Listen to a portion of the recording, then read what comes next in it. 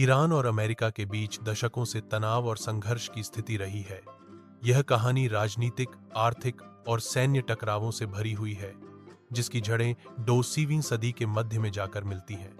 एक शुरुआत 1953 का तख्तापलट।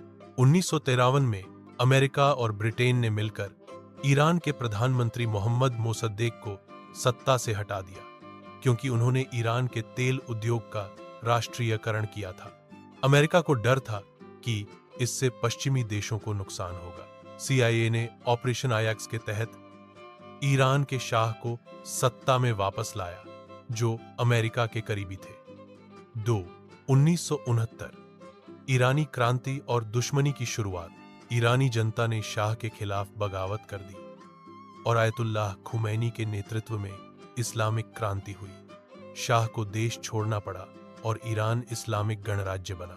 अमेरिका ने बीमार शाह को इलाज के लिए अपने देश में शरण दी, जिससे ईरानी जनता नाराज हो गई। तेहरान में अमेरिकी दूतावास पर हमला। ईरानी छात्रों ने अमेरिकी दूतावास पर कब्जा कर लिया और 52 अमेरिकी नागरिकों को 444 दिनों तक बंधक बनाकर रखा। यह घटना दोनों देशों के रिश्तों में निर्णायक मोड़ बनी। 1980 के दशक। इराक ईरान युद्ध में अमेरिका की भूमिका। ईरान और इराक के बीच 1980 से 1988 तक युद्ध चला। अमेरिका ने इराक को समर्थन दिया क्योंकि वह ईरान को कमजोर करना चाहता था। इस दौरान अमेरिकी और ईरानी नौसेना भी पर्शियन गल्फ में भिड़ी। 2000 के बाद परमाणु कार्यक्रम और प्रतिबंध। ईरान ने परमाणु कार्यक्रम पर काम शुरू किया। अमेरिका और पश्चिमी देशों को शक था कि ईरान परमाणु हथियार बना रहा है। इस पर अमेरिका ने ईरान पर आर्थिक प्रतिबंध लगाए।